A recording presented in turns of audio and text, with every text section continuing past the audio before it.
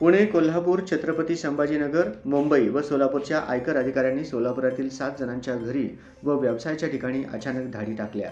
बुधवार दिनांक 19 तारखेला सकाळी 6 वाजता त्या व्यावसायिकांच्या व्यवहारांची तपासणी सुरू झाली।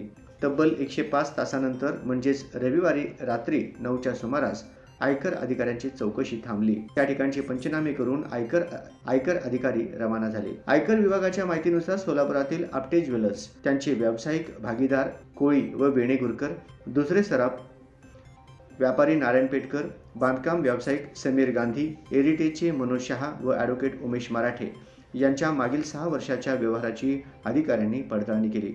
या तपासणीत आयकर अधिकाऱ्यांनी संबंधितांच्या कुटुंबातील प्रत्येक व्यक्तींच्या नावावरील प्रॉपर्टी, अंगावरील दागिने, घरातील, कपाटातील व बँका, पतसंस्थांच्या लॉकरमधील दागिन्यांची माहिती घेतली।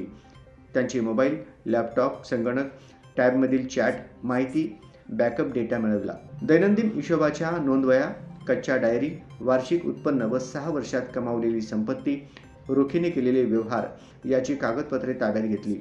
शेवटी जबाब घेऊन जप्त वस्तू, कागदपत्रांचा पंचसमक्ष पंचनामा झाला। त्यानंतर आयकर अधिकारी सोलापूरहून त्यांच्या विभागीय कार्यालयात रवाना झाले। या संपूर्ण तपासाचे अधिकाऱ्यांनी व्हिडिओ शूटिंग केले। त्यामुळे या सर्व व्यावसायिकांची दुकाने, त्यांच्या आस्थापना सोमवारीपासून नेहमीप्रमाणे खुली राहतील। सोलापूर शहरातील 7 जणांवर आयकरच्या धाडी पडल्या। एकूण 24 ठिकाणी आयकर अधिकारी चौकशी करीत होते। 5 दिवसांच्या चौकशीत अधिकाऱ्यांना बरीच माहिती, कागदपत्रे मिळाली आहेत।